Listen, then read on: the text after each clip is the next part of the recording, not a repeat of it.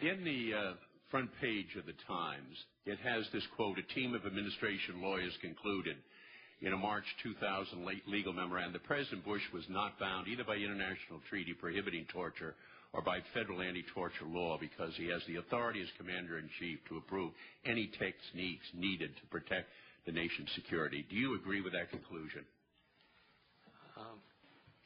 Senator Kennedy, I'm not going to try and issue hypothetical. I'm not asking hypothetical. This is a memoranda that again was referred today in the Post, August 2002. Justice Department advised the White House that torturing al-Qaeda terrorists in captivity abroad may be justified and that international laws against torture may be unconstitutional if applied to interrogations. Do you agree with that? I am not. First of all, this administration rejects torture. I'm asking you whether this is, there are three memoranda. January 9, 2002, signed by John Yo. The August 2002 Justice Department, the Bybee Amendment memo, and the March 2003, the Interagency Working Group. Those are three memoranda. Will you provide those to the committee? No, I will not. On what basis? Under what basis?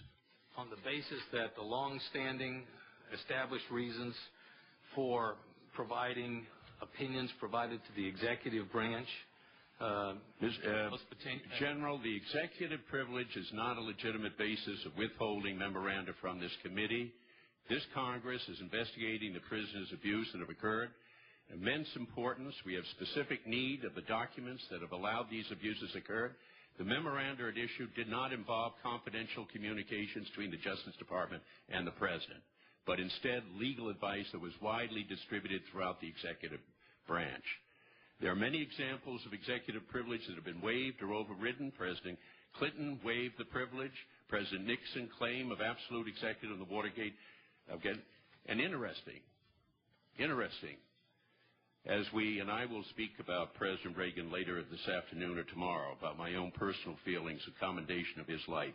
President Reagan, on November 4th, 1982, issued guidelines on executive privilege. Ronald Reagan issued executive privilege memoranda to heads of the executive to comply with congressional requests for information to the fullest extent consistent with the constitutional statutory obligations of the executive branch, and added that executive privilege would be used only in the most compelling circumstances and only after careful review demonstrated that assertions of the privilege was necessary.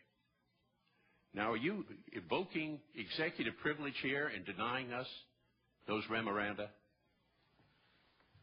You've had 72 hours to think about this, General. This has been in the newspapers. You had information about it. You've had 72 hours to think about that you were going to be asked about this. I'm a member of the Armed Services Committee. We've been investigating and looking into this. The Courageous Act of the Chairman, John Warner.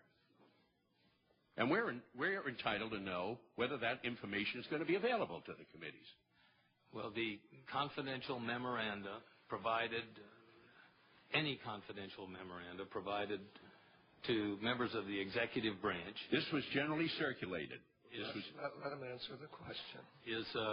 Is considered by the department to be important that we maintain it, that we not provide it outside the executive branch. And let me just say that we're at war, and to talk about the So is this, do I powers understand of the president. this is executive privilege that you're, and I just have a couple of final questions. My time's running out. What is the reason, what's the justification not providing it? We believe that to provide this kind of information would impair the ability of advice giving in the executive branch to be candid, forthright, thorough, and accurate at all times, and so that the disclosure of such advice and the threatened disclosure that all memos would be in some way provided would impair our ability to conduct ourselves in the executive branch. And let me just, if I may, this is not something new. All right, but okay, well, we have the answer on this, and I'll just have another minute. But in these memoranda, the memoranda claim that existing laws and international treaties prohibiting torture do not apply when the President or other officials are acting Commander-in-Chief. that says the Justice Department cannot bring criminal prosecutions against official who commits torture while acting, quote, pursuant to an exercise of presidential's constitutional power. And it claims that the president can immunize subordinates from criminal liability by issuing a presidential directive or other writing authorizing the use of torture. And you claim that the authority to set the laws aside is inherent in the President of the United States. In other words, the President of the United States has the responsibility. The President of the United States. We've been looking about where the President, because we know when we have these kinds of orders, what happens? We get the stress test. We get the use of dogs. We get the forced nakedness that we've all seen on these. And we get the hooding. This is what directly results when you have that kind of memoranda out there. And it says that it's all because of executive authority and executive power. And it seems, how can anyone other conclude? How can anyone else conclude that it's the President of the United States, then, that has the ultimate authority and responsibility in the issuing of these orders of the failure to stop this kind of activity? Senator, your time is